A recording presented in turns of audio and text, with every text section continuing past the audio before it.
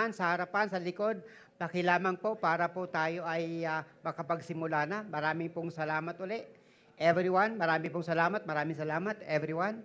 Please occupy the seats, mga bakanting upuan po. Ayan. Yan. It's nice to be back, mga kapatid. Salamat pong muli. Nakausap namin, nakita ko uli kayo. 2 linggo po akong wala. At again, ayan. Pwede ba yung mga nandito sa kanan ay dito kayo sa gitna? Para hindi ako nakatingin sa inyo. Ganun. Okay. So again, mag-uusapan po natin ngayong araw na to ay mending the cracks within. Sapagkat nandito po tayo sa series po natin, Rebuilding Together. Say it with me, Rebuilding Together. Come on, say it loud. 1, 2, 3. So napaka-importante ho, talagang tayo ay magsama-sama na muling itayo anuman ang mga nasira sa buhay, sa tahanan, okay, sa negosyo, sa trabaho, sapagkat again, there's no other way but for us to rebuild. Say it with me, rebuild. One more. One more time. Importante yan. Now, last week, mga 2 Sundays, nanonood po kasi ako, ang pinag-uusapan dito ay about teamwork. Say it to me, teamwork. Come on, lakasan, teamwork. Sa pagtatayo po ng anuman pagtatayo, larangan man yan, basketball man yan, trabaho man yan, ang kailangan po ay teamwork. Okay? Hindi pwedeng naghihilahan, hindi pwedeng kanya-kanya. Kailangan sama-sama, together. Amen? So sabihin mo nga sa kaliwat kanan, hindi mo kaya mag-isa, kailangan mo ng team. Okay, pakisabi ulit sa mga nanonood, kailangan natin ng isa't isa. We need to be team. Amen? Amen. Hindi pwedeng ako lang, hindi pwedeng sila lang, kailangan magsama-sama because we need to win people unto the Lord. What else? Ang pinag-usapan po nung last Sunday at pinanood ko po ay sustained focus. Ano nga uli yun? Lakasan natin para 1, 2, 3. Sustain focus. Okay? Napaka-importante niya sapagkat marami mga tao, may teamwork nga, pero yung mga teamwork at nagkakasama-sama, wala namang focus. Importante talaga na mayroong tayong focus because without focus or without commitment, nothing happens.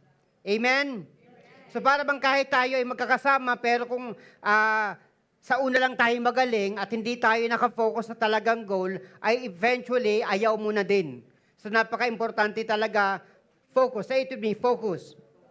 Lakasan po natin. 1, 2, 3, focus.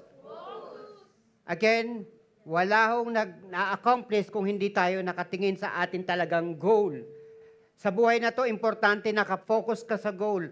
Kasi para para alam mo kung yung mga nandyan, hindi lahat ng ingay papansinin mo. Not every battle needs your attention. Amen? So hindi lahat ng nangaasar papansinin, hindi lahat ng tumatahol, titigilan. We need sustained focus. Amen?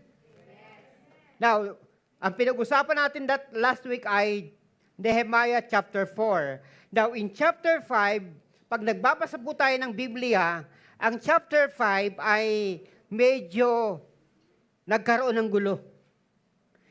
Naranasan nyo na ba yung parang papunta na kayo doon, then all of a sudden, may gulo. At sasabihin mo, kung kailan naman tayo malapit na, doon naman nagkagulo, doon naman tayo nasira. Alam nyo ba, ang tawag doon ay, sabi nila ay blessing in disguise. Anong ibig sabihin nun? Hindi natin alam, yun pala ang paraan ng Diyos para ayusin tayo because look at this, tingnan nyo pong may gito. What if nagtagumpay na tayo, tapos na tayo, pero all of a sudden we discovered something is wrong. Yung akala mo kayo na, pero yung pala, hindi pa kayo. 2 months from now, makukuha ko na po ang lisensya ko sa pagkakasal and whether you like it or not, ikakasal ko kayo.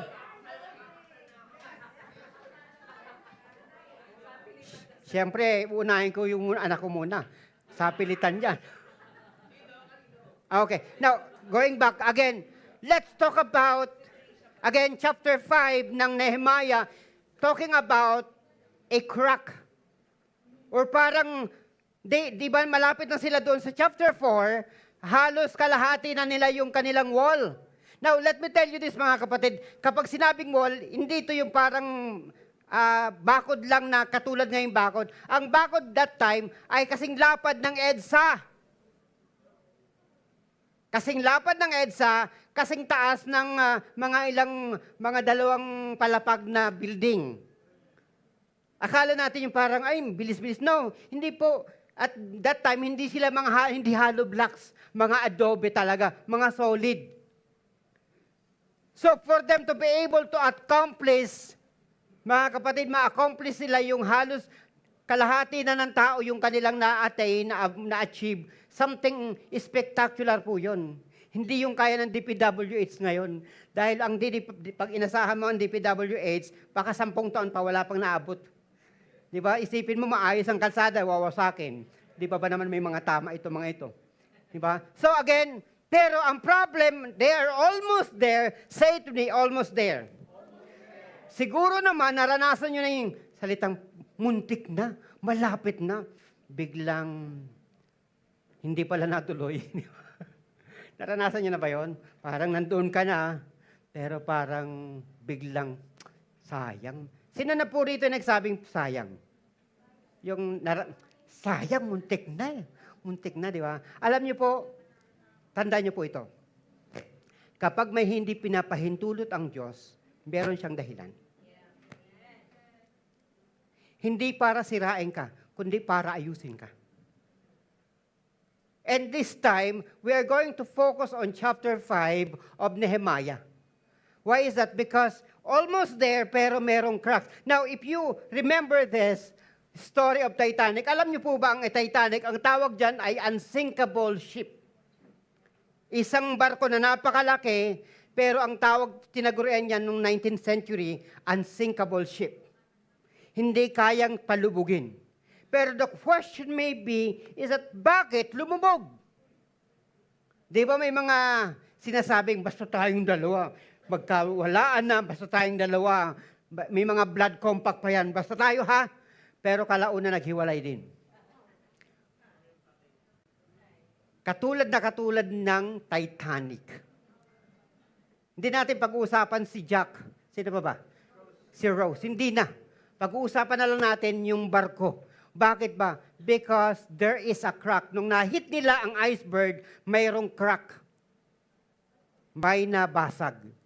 At you know what? Anumang klaseng relasyon, kapag may basag sa gitna, hindi mo alam kung ano mangyayari. And that is why today, we are going to check, ano nga ba ang crack? Maybe meron tayong crack sa ating relationship. Or maybe sa trabaho, kahit anong trabaho mo, kahit anong sikap mo, pero if there's a crack within, parang wala tayong ma-accomplish. Now look at this. The greatest battle is always the battle within. Pakibasa nga natin to, everyone. 1, 2, 3. Ang pinakamalupit daw na labanan, hindi talaga labanan sa labas, kundi labanan dito. Napansin niyo po ba, tapos na ang gulo, pero yung dibdib mo hanggang ngayon, nagpapalpitate pa din? Nanggagalaiti pa din? Hindi ka na nga nagsasalita, pero sa Facebook binabanatan mo. Tinatag mo pa siya. Ang walang hiyang taong ito, nangutang, hindi nagbayad. Sabi mo nga sa kaliwat kanan, parang ikaw ang pinag-uusapan ngayong araw. Di ba tapos na, pero hindi pa siya makamove on. Ay, wala akong kausap. Pero listen to me mga kapatid. If you want to be victorious sa lahat ng area ng buhay mo, kailangan magtagumpay ka muna sa loob. Sabihin mo nga sa kaliwat kanan, umayos ka. Bakit ba? Kasi kahit awayin ka ng kahit sinong tao, kapag ayos ang puso mo, hindi ka affected.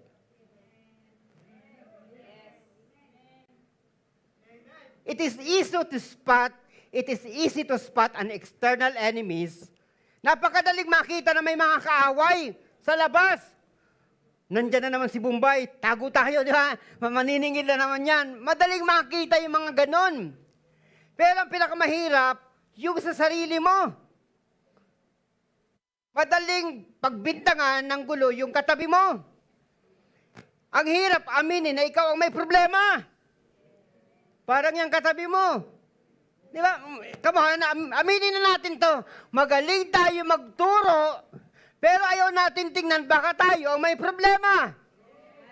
Sabihin mo nga sa kaliwat kanan, umamin ka na. Baka there is a crack within. Baka may lamat sa pagkatao. Baka may mga saltik. May tama. Sabihin mo nga sa kaliwat kanan, may tama ka talaga.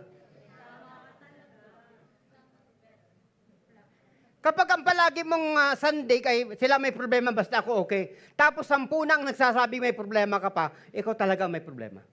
Minsan po pwede pang mag-justify kapag isa lang o dalawa.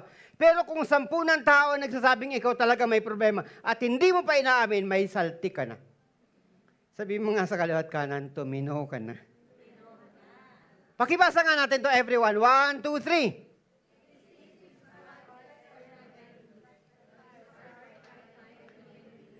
Now, nabanggit na natin si Sanballat, sino pa? Si Tobias, sino pa? At ibang-ibang mga Ammonite, mga Arabian. Kitang-kita ni Nehemiah ang kalaban nila. Pero halos patapos na sila ng kanilang pagbibuild ng wall. Ang problem, within the group, mayroong mga gulo. At thank God, pinahintulot ng Diyos. As a matter of fact, doon muna nag-focus si Nehemiah. I-resolve ang problema within. Bakit ba? Because, let me tell you this, mga kapatid. Tingin po kayo sa akin, Mikey. God is committed to bless you. Pero also, He is committed to remove people, attitudes, na hindi karapat-dapat doon. Ay walang kausap. Palagi natin sinasabi, I want to be blessed. Lahat na ata ng pagsisigaw, ginawa na natin. Lahat na ata ng deklarasyon, ginawa natin. Pero ayaw natin aminin may problema tayo. Ayaw natin aminin na may tama ka. Magagalitin ka. Ayaw natin na aminin na mabilis tayo magtampo. Sabi mo nga sa kaliwat kanan, tigilan mo na yung katatampo. Walang mapupuntahan yan. Di ba? Iyan ang problema natin. Again, it's easy to spot an enemy. Yung kasi talagang asawa ko, pasaway. Pero ayaw mong aminin, daldalera ka kasi, kaya nabubulja ka rin minsan. Aminin mo na, mahilig ka magtampo. Okay, let's move on. Teamwork and sustained focus are good.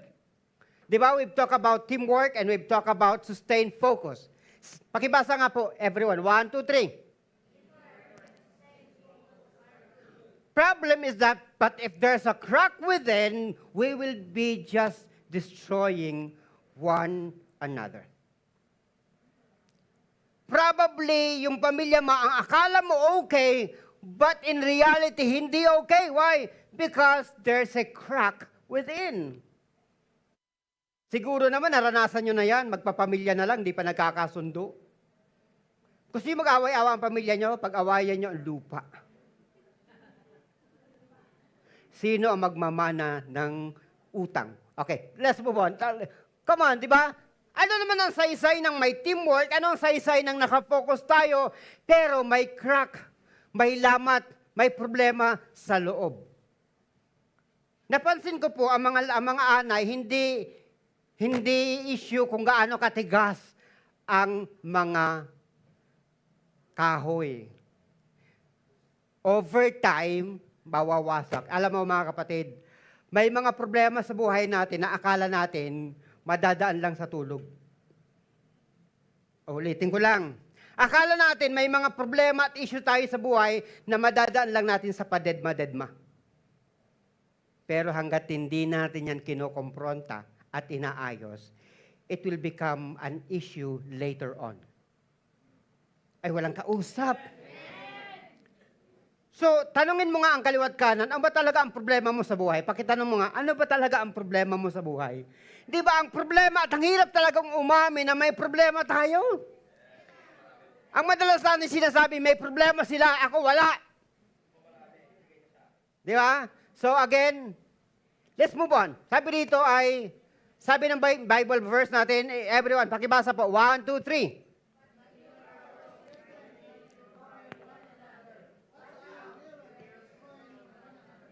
But if you are always biting and devouring one another, watch out.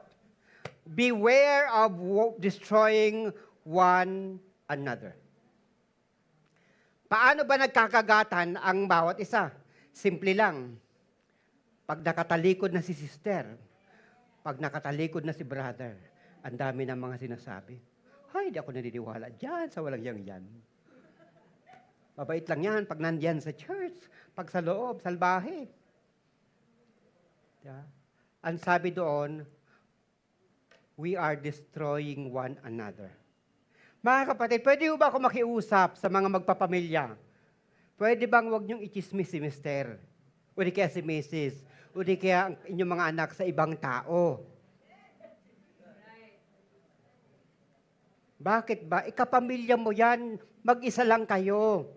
Pag-usapan niyo ang problema as much as possible. Kung may problema sa loob, kayo lang ang nakakaalam. Huwag niyo nang i-post sa Facebook. Sabi mo nga sa kaliwat kanan, tumahimik ka.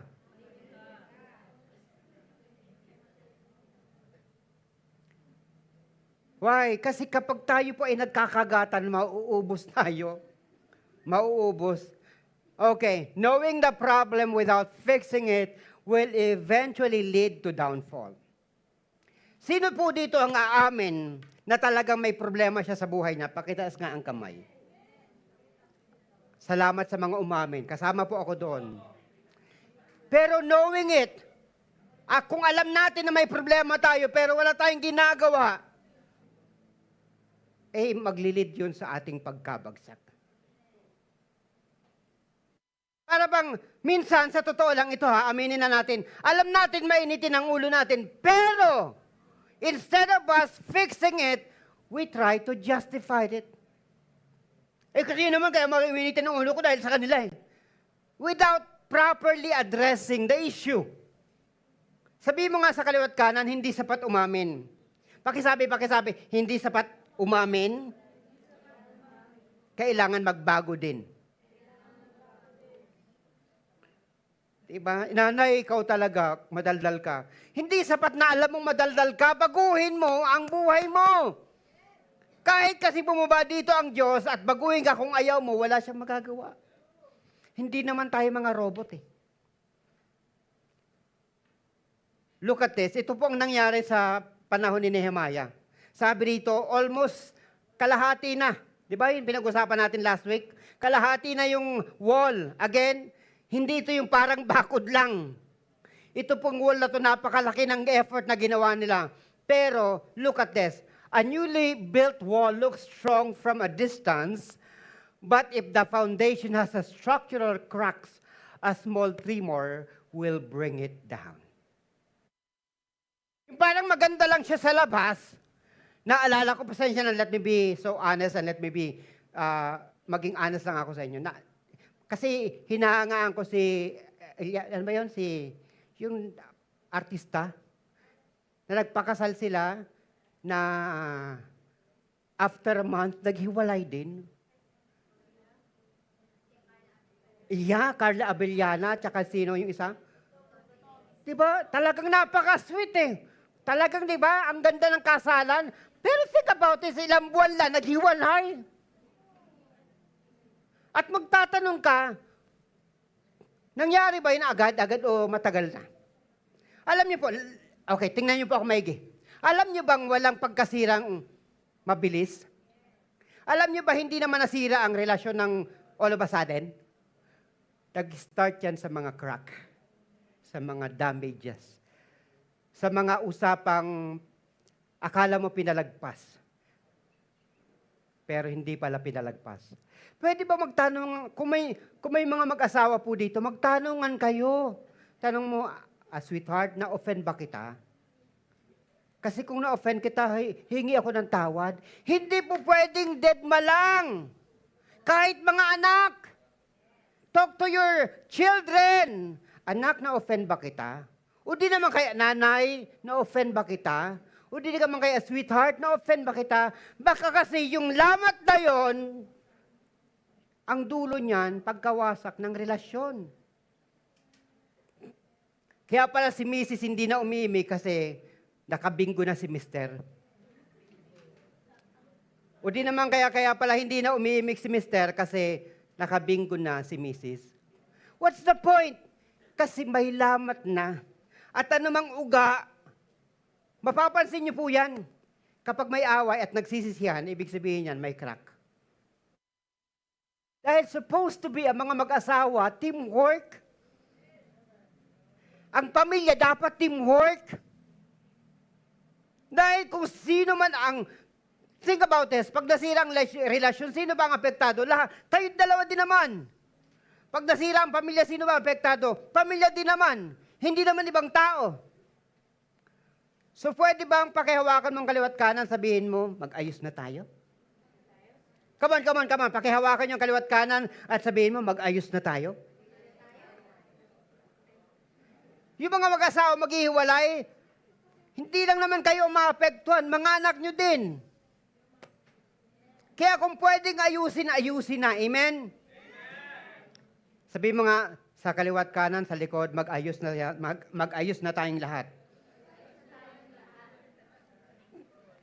Sabi rito, how can we finish the work of God,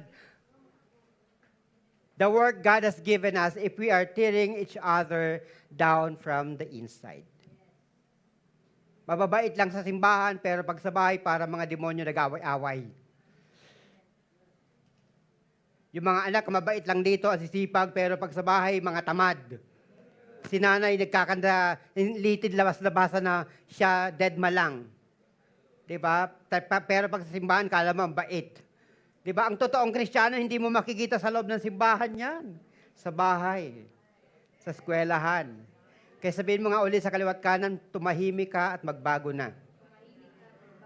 Come on, sabihin natin sa isa. Come on, 1, 2, 3.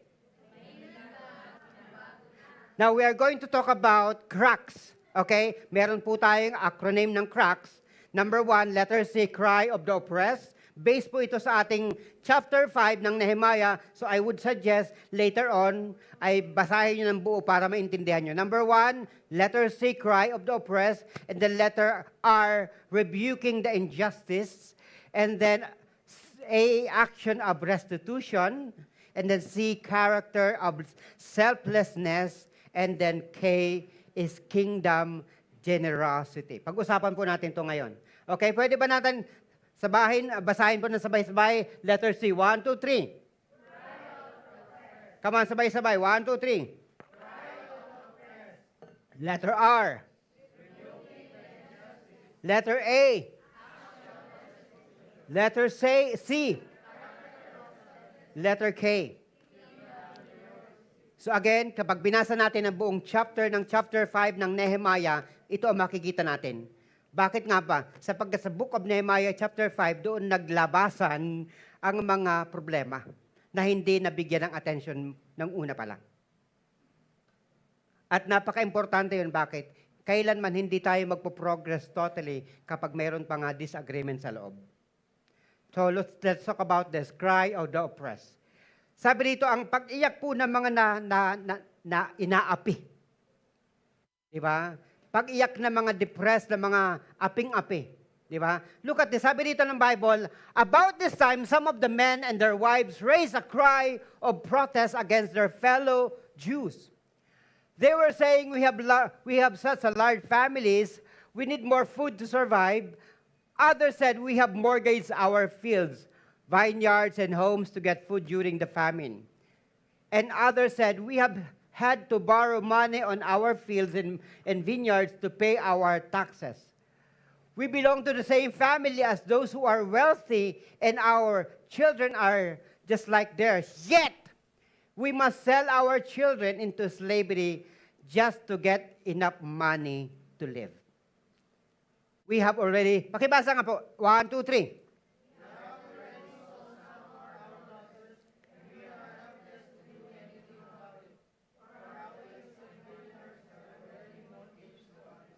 Now, yung salita po dito, mortgage to others, hindi po ibang lahi.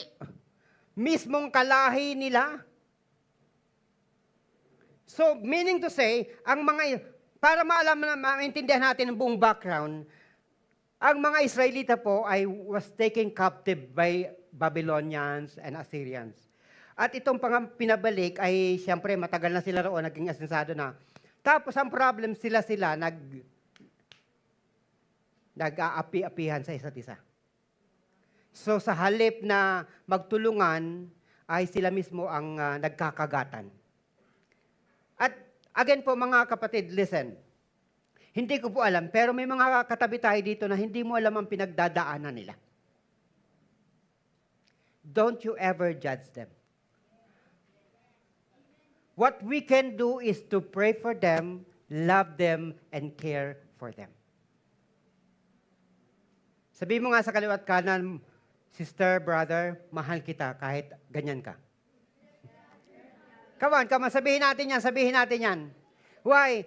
Kasi ang problema natin, hanggat hindi yun nasusolve, patuloy tayong mag-away-away. Mga kapatid, listen, when we are overwhelmed with our success, di ba, pagka chapter 4, napaka-successful na nila, halos kalahati na eh. Pero yung pala, hindi nila alam, meron palang gulo sa loob. Kapag nakatingin tayo sa pag-asenso, ang nako-compromise natin, relasyon natin sa buhay. Kasi lagi natin pinag-uusapan pera. Now, hindi masama ang pag-usapan yan. Ang problema lang, tatandaan natin, importante ang tao kaysa sa pera. Importante ang tao kaysa sa tagumpay. Mga kapatid, when we are overwhelmed with our success, ang problem, we tend to forget the oppressed and hurting. Minsan nalilimutan natin, may mga tao sa tabi natin, sa paligid natin, na mga nasasaktan. At sa totoo lang, kahit anong gawin natin, kahit pera ang ibigay natin, somehow, hindi sapat yun para magtugunan ang kanilang pangailangan. Hindi lahat nasa-solve ng pera. Hindi lahat nasa-solve ng tagumpay. May mga tao that they are going through some difficulties in life. So, pwede ba ako makiusap, maging mga nakasa-online? Pwede ba maging mabuti tayo sa kapwa natin? Sabihin mo nga sa kaliwat kanan, pagpasensyahan mo na ako. Come on. Sabihin nyo nga sa kaliwat kanan, pagpasensyahan mo na ako. Kung minsan salbahe ako. Di ba akala natin, yung sinasabi natin, akala natin hindi siya nasasaktan? Nasasaktan yan. At ang mabigat, sa labas, ginadjudge na yan, pagdating sa simbahan, i-judge mo pa.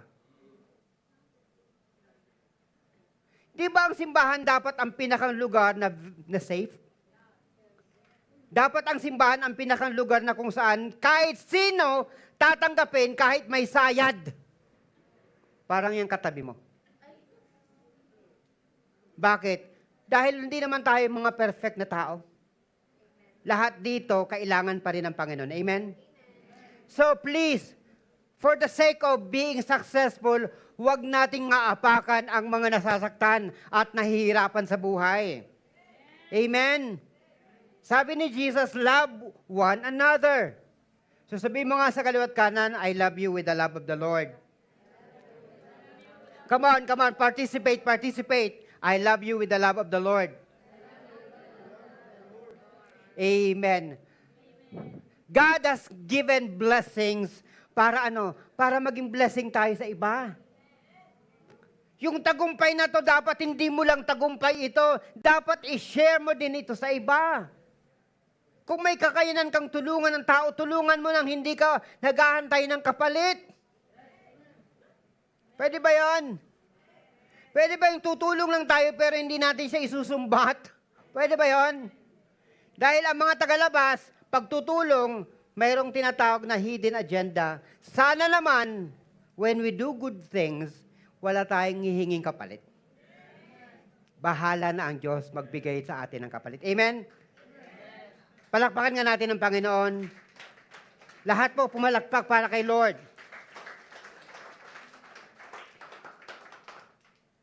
So lahat, wala naman tayong hawak ngayon na galing sa atin, lahat yan pinagkatiwala ng Diyos.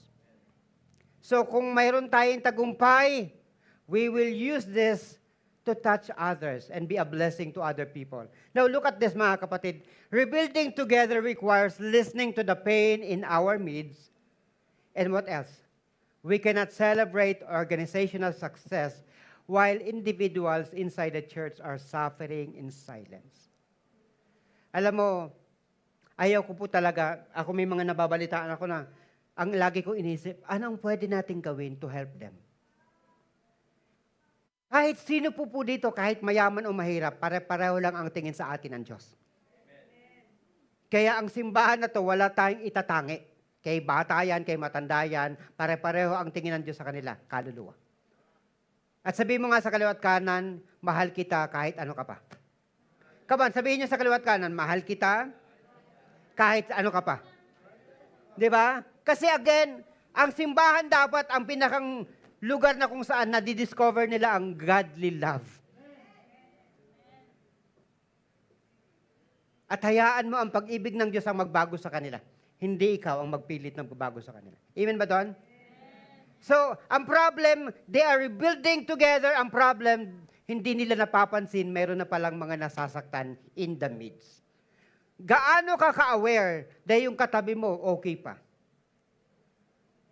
Kailan mo siya huling na itanong? Minsan kasi, ganito ang problema natin.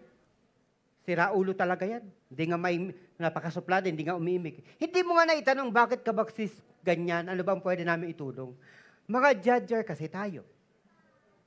Sabi mo nga sa kaliwat kanan, ano bang pwede kong itulong sa'yo? Huwag lang pera. Pwede ba hawakan niyo ang kaliwat kanan? Sabi mo nga sa kaliwat kanan, ano bang pwede kong itulong sa'yo? Di ba? Baka naman yung taong yan nangangailangan ng someone who will listen to them. Pakibasa nga po natin to, mga kapatid. 1, 2, 3.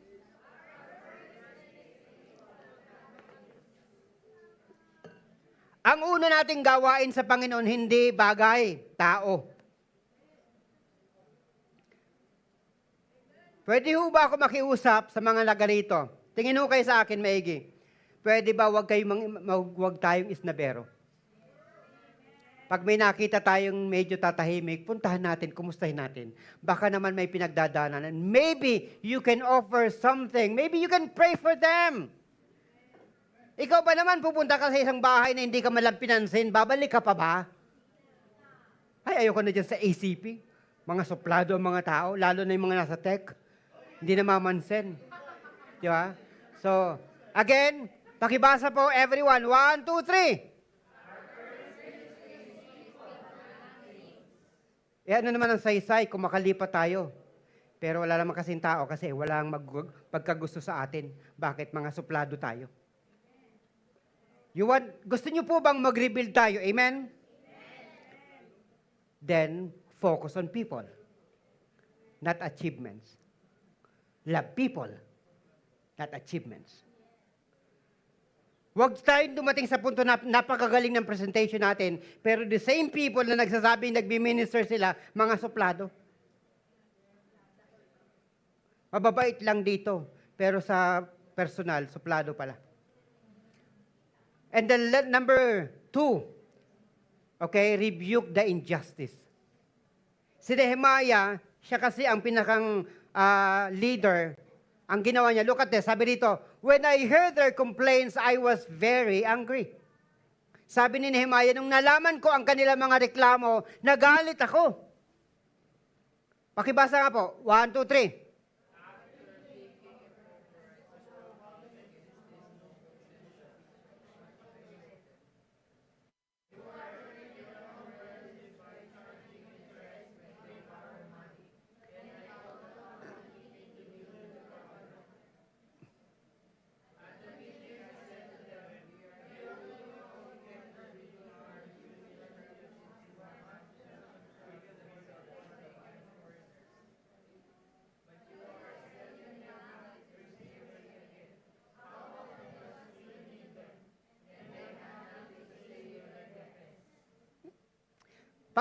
Pagka binasa natin to, look at this.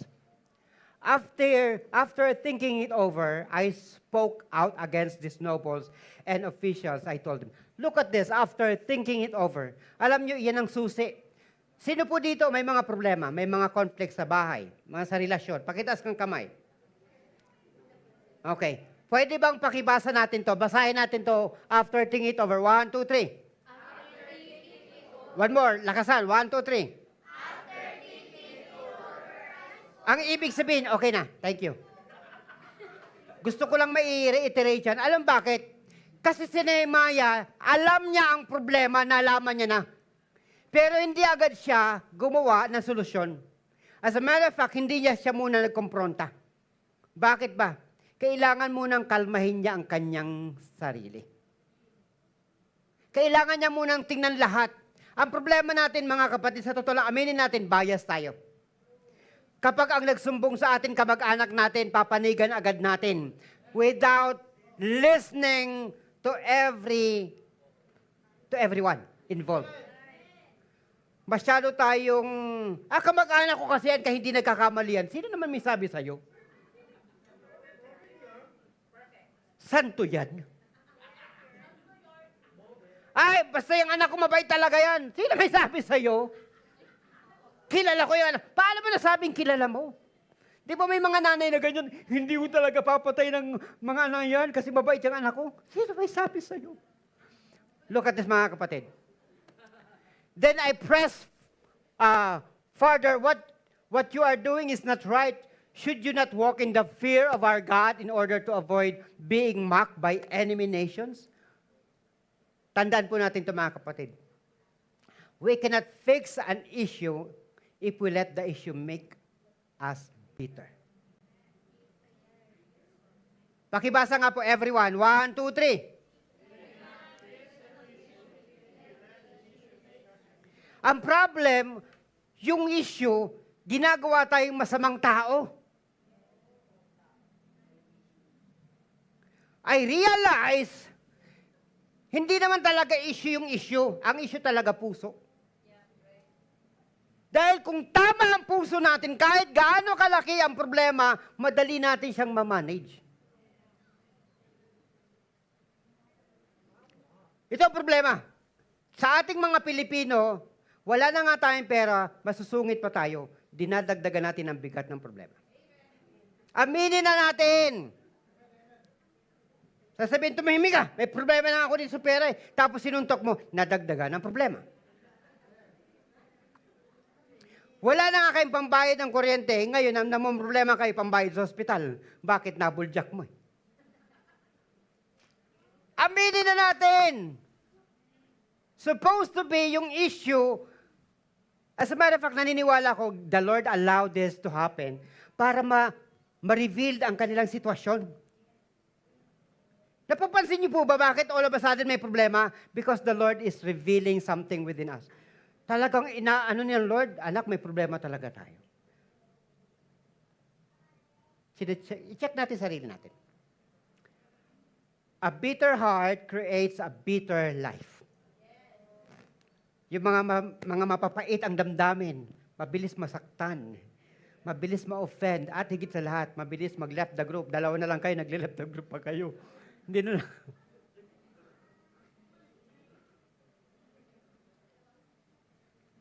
Ang mga taong punong-puno ng sama ng loob, wala nang nilalabas na maganda yan.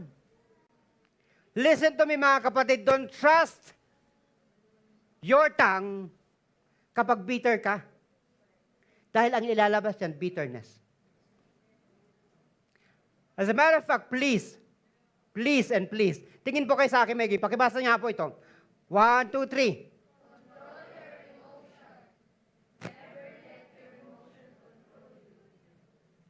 At ito mabigat, ginajustify natin yan.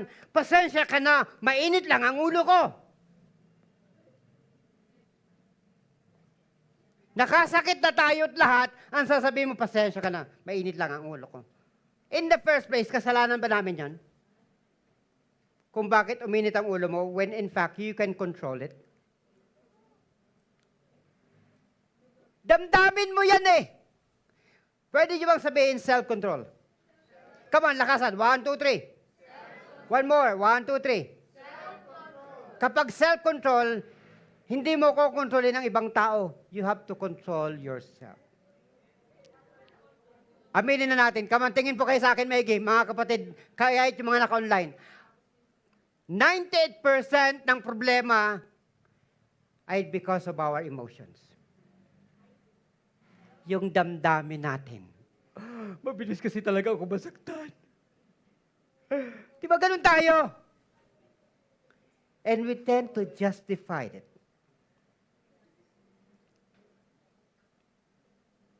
Mga kapatid, kapag ang emosyon ay pinokontrol ka madalas, dadaling ka nito sa isang lugar na ayaw mo rin.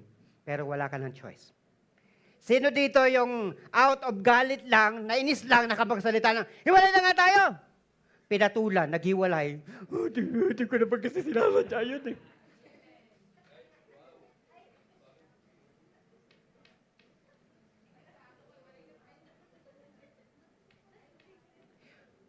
Pakisabi mo nga sa kaliwat kanan, kontrolin mo ang emosyon mo. 1, 2, 3. As di ba, palagi ko ito sinasabi dito, at uulitin ko na naman, kapag hindi mo alam ang sasabihin, anong gagawin mo? Come on, 1, 2, 3. Kapag hindi alam ang sasabihin, kapag hindi mo alam ang gagawin, di ba simple? Bakit ginagawa natin complicated yan? Hindi mo pala alam ang sasabihin mo, di manahimik ka. Hayaan mo muna, humupa ang bagyo bago ka magsalita. Kasi maging si Nehemiah, sinabi niya, nag-isip muna siya. Tayo hindi. Nagsalita muna tayo bago tayo nag-isip. Aray mo.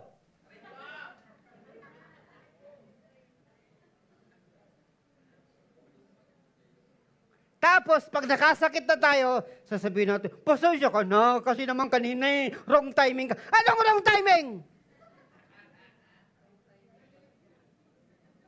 Alam niyo ba ang pinakang lame excuse yung salitang, nabigla lang ako?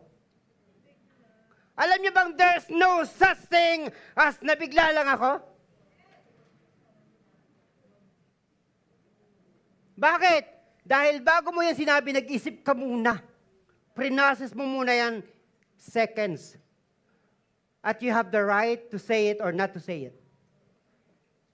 Because emotion will not control you. Because you need to control your emotions. Kaso, ginagawa natin para naman masabi tayo mabait pa rin naman kahit nakapagsalita tayo ng pangliliit sa ibang tao. Kaya nga sabi ni Jesus, look at this mga kapatid, sabi ni Jesus, sa bawat salita mo na walang kwenta, pananagutan mo yan. At dadalhin mo yan, magiging daan yan para mapunta ka ng impyerno. Sabihin mo nga sa kaliwat kanan, mag-isip-isip bago magsalita. Come on everyone. Hawakan yung kaliwat kanan, sabihin mo mag-isip-isip bago magsalita. Di ba? Tayo hindi. Nagsalita muna bago nag-isip. Parang yung katabi mo, may tama talaga. Tuloy natin. Hate what is wrong, not the person. Galit ba si Nehemiah sa mga tao? Hindi. Galit siya sa mga tao yung ginagawa nila. Inaapi nila yung mga walang kakayanan. Sabi ni Nehemiah, hindi tama yan. Pero hindi niya binugbog yung mga tao. Ang ginawa niya, yung mga maling practices.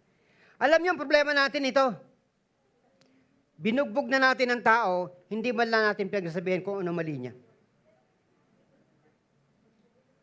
Hindi natin kasi kayang ihiwalay yung tao tsaka sa pagkakamali niya.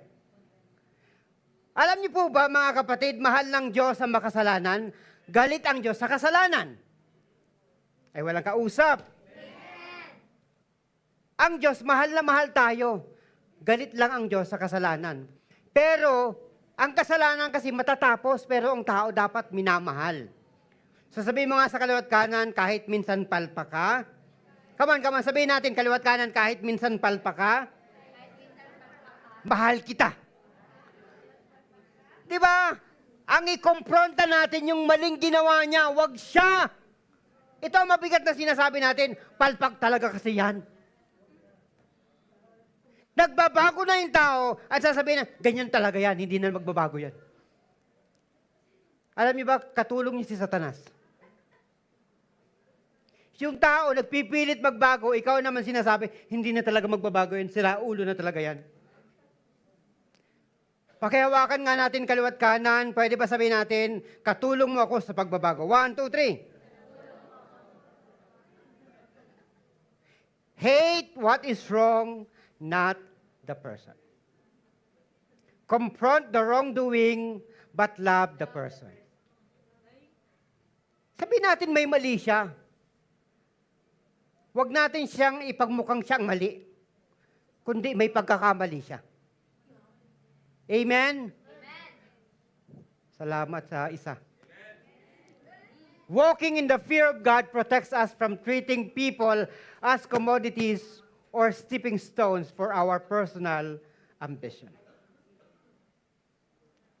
Pwede ho ba ako makiusap, lalo na yung may mga posisyon? Huwag nating itatrato ang tao na parang kagamitan. Na pagtapos na, itatabi na lang natin.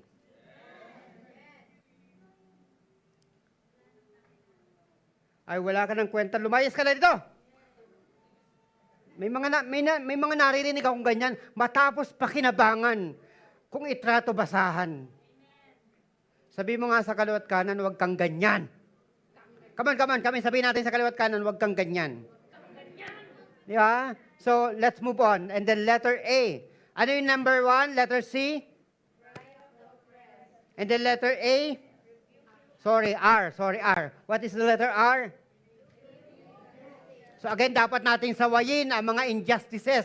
Okay? And then letter A, act of restitution. Ano nga ba itong act of restitution? Ibig sabihin, muling ibalik ang mga nawala. Okay? Look at this. As, pakibasa everyone. 1, 2, 3.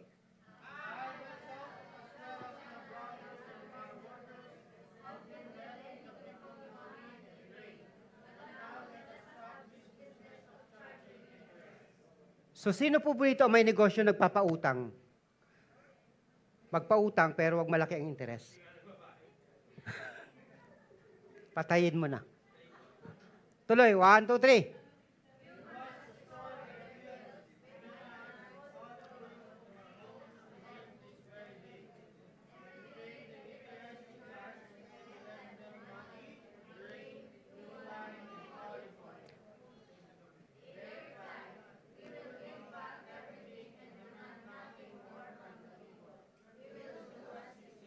Sabi rito, sige, sabi ng mga tao, sige Nehemiah, ang gagawin namin, ibabalik namin sa kanila yung mga pinagkukuha namin sa kanila at hindi na namin hingyan sila ng interes.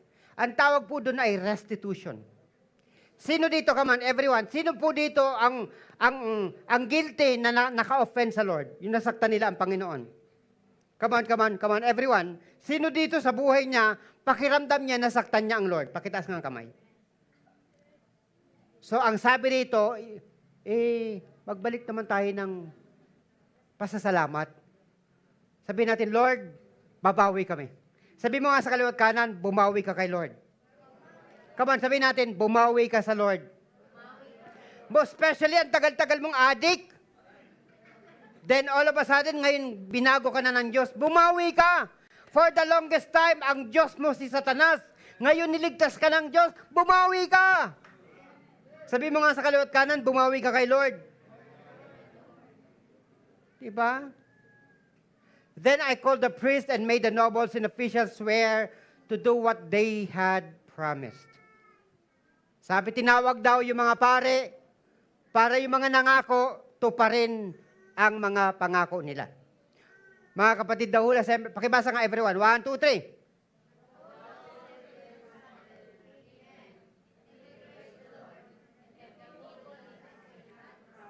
Okay, pakibasa ito. 1, 2, 3. 1, 2, 3. And the people, 1, 2, 3. Sabi dito, at yung mga tao, ginawa nila ang kanilang mga pangako. Tapat. Honest lang, sino dito talaga yung ginagawa yung kanilang mga pinapangako? Pakitaas ang kamay, yung mga nagtaas na hindi naman tatamaan ng kidlat. Yung mga nagsasabi, magpe-pledge kami. Pero isang taon na hindi nagbibigay. Pero makikita mo sa Jollibee, sa Boracay, Hindi. Sa Baguio. Sa Talipapa. Everyone, 1, 2, 3. And the people, 1, 2, 3. Gusto po ba natin tuparin ng Diyos ang pangako niya sa atin? Sino dito na gustong tuparin ng Lord ang pangako ng Diyos sa kanila? Pakitaas ang kamay. Ang solusyon dyan, tuparin natin ang ating pangako sa Kanya. Look at this, mga kapatid. Sabi dito, acknowledge people's labor of love. Dapat ina-acknowledge natin. What else? Do not use people and then ignore them.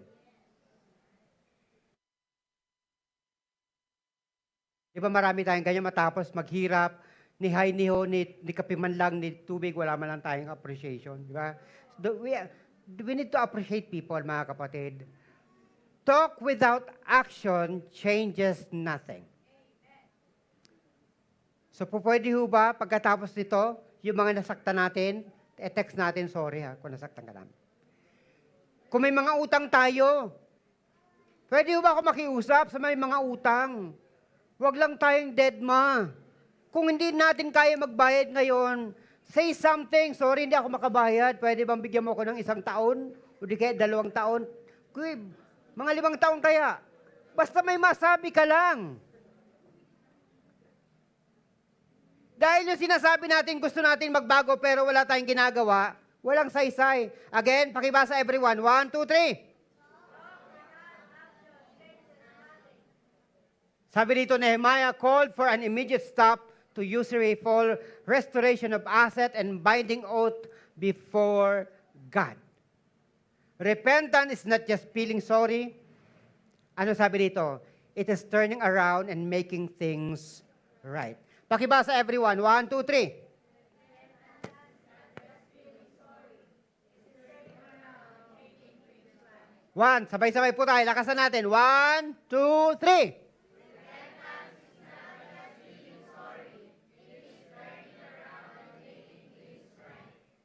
Sino po dito ang aamin na may nasakta naman talaga sila? Hindi sapat po na amuamin tayo. Kailangan gawin natin ang tama. Pagkatapos ng service na to, malalaman natin kasi iti-text natin sila at sasabihin natin, sorry. Napangakuan kita, sabi ko magbabayad ako sa katapusan. Pero hindi ko na-mention sa'yo sa katapusan pala ng mundo. Please, ano man pinangako natin sa Panginoon at sa tao, gawin natin. Mga kapatid, keep your promises to God and His people. Kapag kasi nasanay tayo na palagi tayo nangangako, sis, babayaran kita. Pero hindi mo naman sinasabi kung kailan. Alam mo na, nagiging bahagi ng pagkatao natin yan.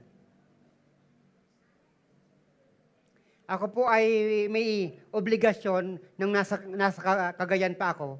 May isang tao may pinagawa sa akin.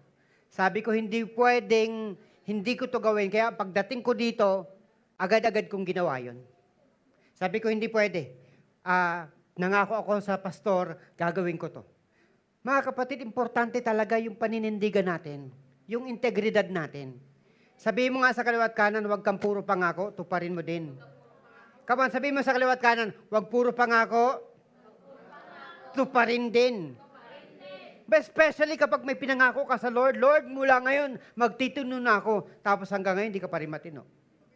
Diba? Magtino na tayo. Amen? Pakibasa nga everyone. 1, 2, 3. Lakas, sabay-sabay. 1, 2, 3.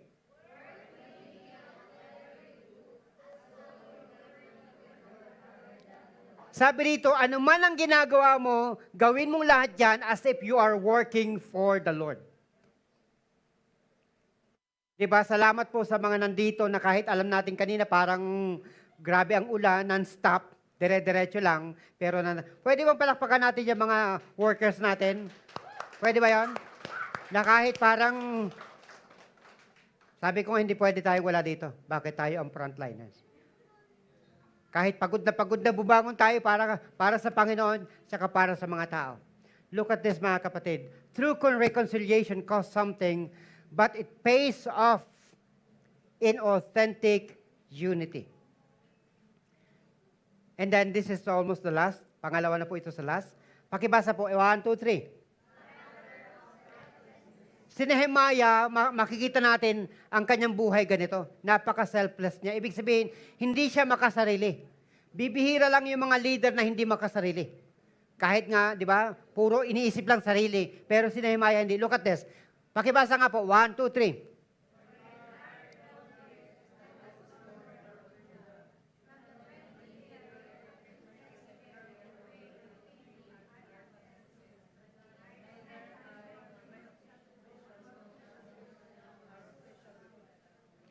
Lakas, sabay-sabay. 1, 2, 3.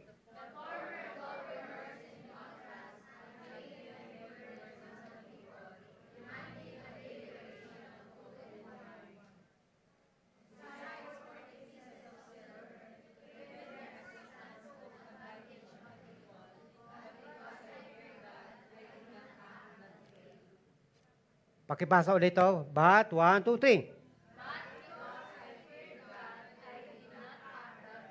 So, hindi lang pala si Nehemiah ang unang governor. May mga nauna ng governor, pero mga corrupt. Tanong mo sa kaliwat kanan, corrupt ka ba? Ang ibig kong sabihin kasi ng mga corrupt, they are using people for their own benefit. Pero si Nehemiah hindi. Napaka-selfless niya, hindi siya makasarili. Bakit ba sabi dito? But because I fear God, I did not act that way.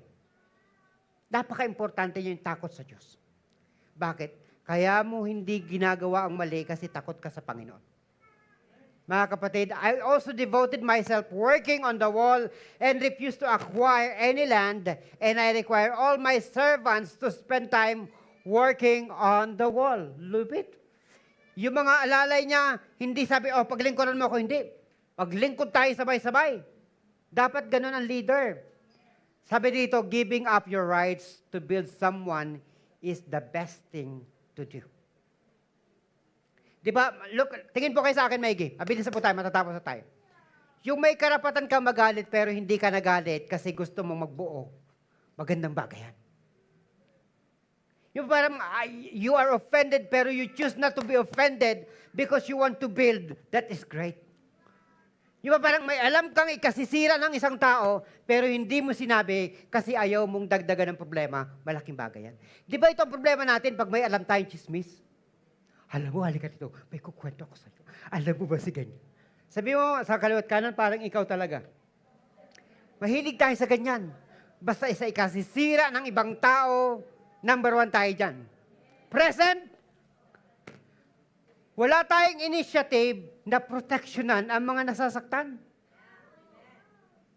Wala tayong initiative to really stand in the gap for those people who are oppressed. But listen mga kapatid, everyone, pakibasa, sabay-sabay. 1, 2, 3.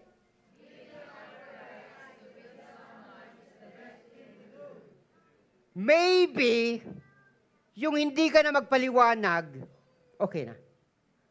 Huwag ka nang post ng post sa Facebook. Hindi mo naman kailangan magpaliwanag sa sambayan Pilipina. Minsan, sabi ng kasi ako may kapatid. Sabi niya, Jo, kausapin mo nga itong anak ko kasi may problema siya.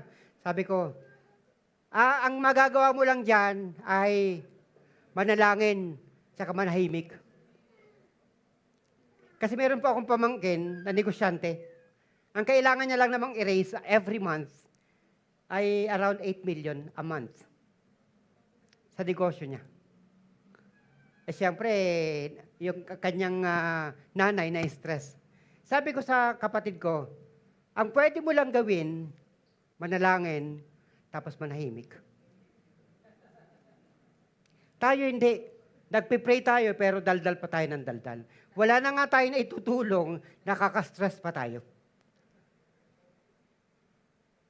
Okay, tingin po kayo sa akin. Alam niyo ba, yung pananahimik, malaking bagay na yan. Especially kung hindi mo naman alam ang pinagdadaanan ng tao.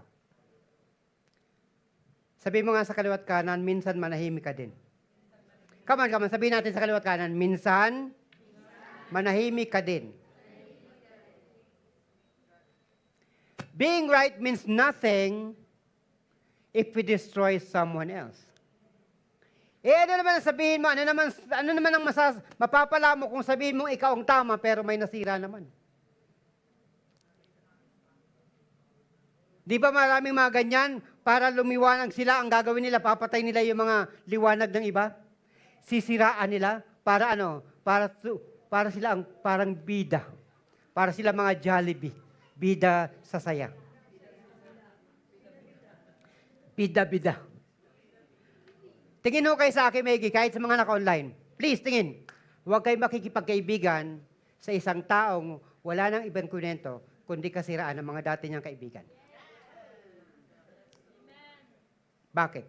Dahil pag hindi ka niya nakaibigan, sisiraan ka rin niya. At pwede ba, kung ginagawa mo yan, magbago ka na?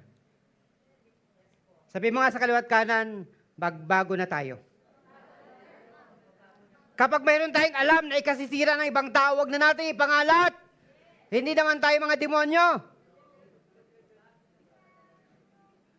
Leaders and members in the rebuilding community lay down personal privileges for the common good. Si Nehemiah, he has all the right.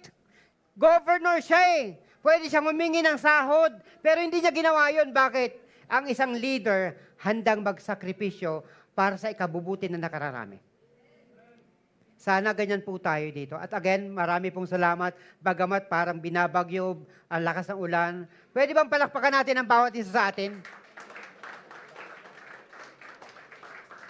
Nakikita ng Diyos lahat ng mga sakripisyo nyo at alam kong pagpapalain tayo ng Panginoon.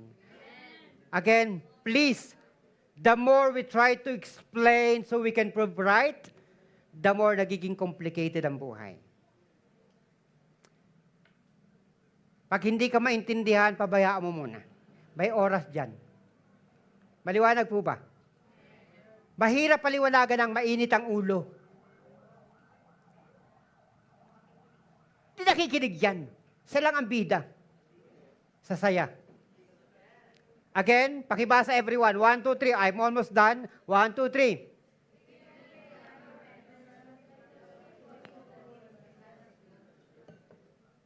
Sa mga mag-asawa, ano naman ngayon kung napatulayan mong tama ka, pero lumayo naman ang loob ng tao sa'yo. Minsan okay na magsakripisyo. Kaya nga sa mga lalaking gusto magpakasal, kailangan nyo matutunan ang isang sekreto. Ang magsalita ng sorry kahit hindi nyo kasalanan. May sumisigaw doon na babae.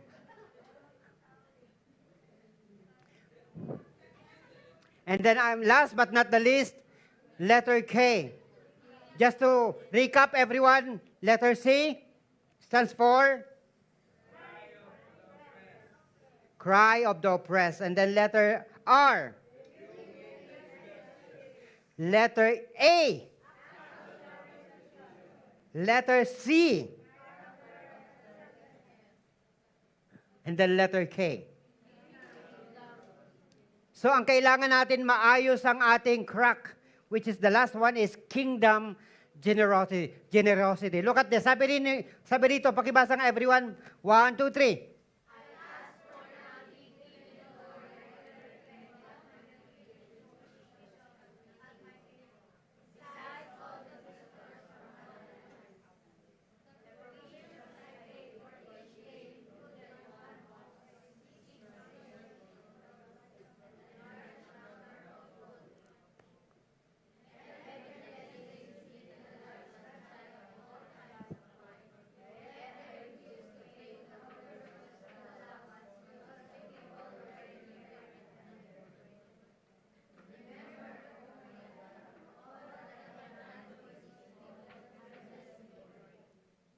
Ang galing, ano? Look at this. Remember, oh my God, all that I have done for this people, and bless me for it. Mga kapatid, listen, tingin po kayo sa akin, maigi. Kailanman hindi ka malulugi kapag nagbibigay ka. Yung mga kuripot, mag-isip-isip kayo, hindi kayo yayaman. Sabi mo nga sa kaliwat kanan, ang kuripot hindi yumayaman. Di ba? Si Nehemiah hindi. Nehemiah didn't just stop taking, he started giving. Sabi niya, hindi na siya tumatanggap ng sahod. Ang ginawa niya pa, nagbibigay pa siya.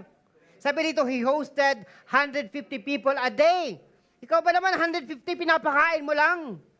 Pero ginawa ni Nehemiah yan. Bakit si Nehemiah? Alam niya, ang pagbigay ay may sukli. Mga kapatid, pag nagbibigay kayo, huwag nyo na lang i-post sa Facebook. Pwede ba yon? Pwede ba yon? Huwag nating itatag, nagbigay po ako ng ganito kay sister, utang na loob niya sa akin, hanggang namatay sa... Huwag ganun. Pwede ba pag nagbigay tayo, sekreto lang, amen? Bakit? Kapag nagbigay tayo, pinamalita natin, nakuha na natin ang ating gantimpala. Sasabihin mo nga sa kaliwat kanan, pag nagbigay, huwag ipamalita. Generosity is the hallmark of Christianity. Ang ibig sabihin niyan, iyan ang tatak. Ang taong mapagbigay, ibig sabihin, Kristiyano yan. Why is that? Because again, kaya tayo nagbibigay kasi una tayong binigyan ng Panginoon. We give because He first gave His life for us. Ang binigay niya kaisa-isang bugtong na anak na si Jesus para sa atin. Di ba? Ang binigay niya kapayapaan. Ang pwede lang natin ibigay ay kung ano ang binigay sa atin. So, mga kapatid, let us be generous to the Lord. Amen? Almost done. Radical hospitality is a hallmark of a healed community. Mapapansin niyo yung mga taong magaling na, mabilis magbigay. Di ba? Hindi nagkukwenta. Ay, nakakalimang ka na ka nun, dami ko na nibibigay sa iyo. Paano naman ako? Walang ganun. Dahil ang mga totoong Kristiyano, kasiyahan nila ang magbigay. Amen? Sabi mo nga sa kaliwat kanan, magbigay. Amen, amen. Okay, let us recap everyone. 1, 2, 3.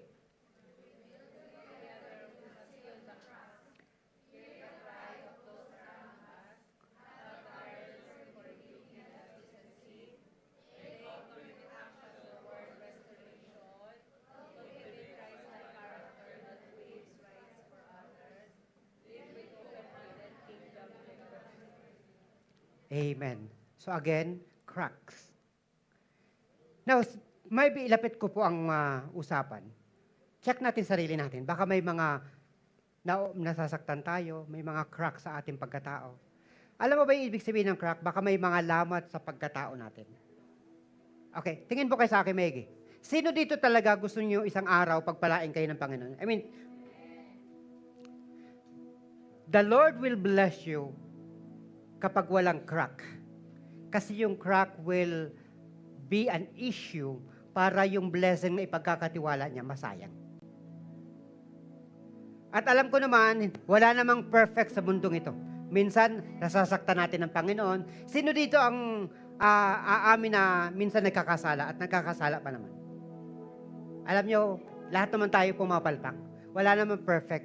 Kaya nga sabi ng Bible sa 1 John 1:9, sabi rito, it is impossible to live a perfect life, but we can always come to God and repent so we can repair our cracks within.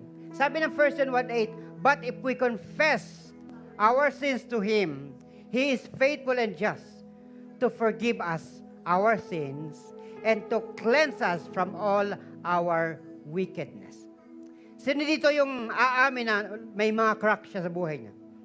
Yung Lord, siguro ang crack mo sa buhay mo, wala kang panahon sa Panginoon. Siguro ang crack ng buhay mo ay, marami kang sama ng loob, marami kang dapat patawarin, marami kang dapat bayaran.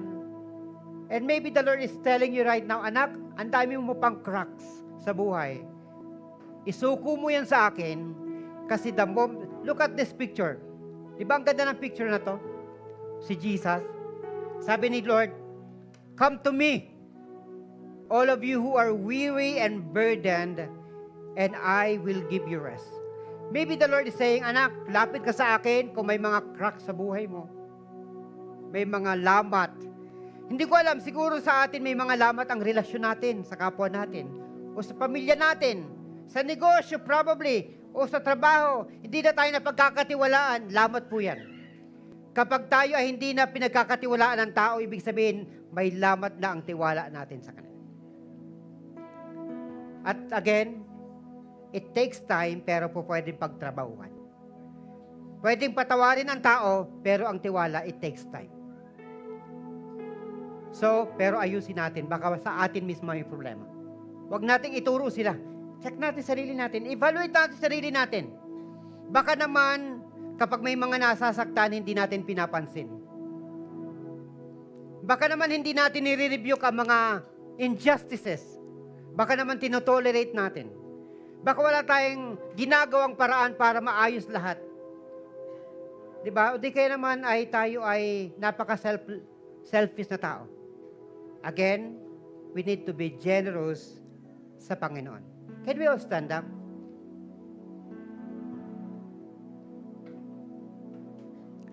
Pwede bang kantahin natin yung sa'yo lahat ang pagpapuri, Panginoon? Yes, Lord, we thank you. Lord, we just want, Lord God, a life that is, Panginoon, inayos mo ang mga crack, inayos mo ang pagkatao namin. Lord, tulungan mo nga po kami, Panginoon. Come on. Everyone, pwede bang tumingin tayo sa Panginoon? Can we close our eyes? Can we bow our heads?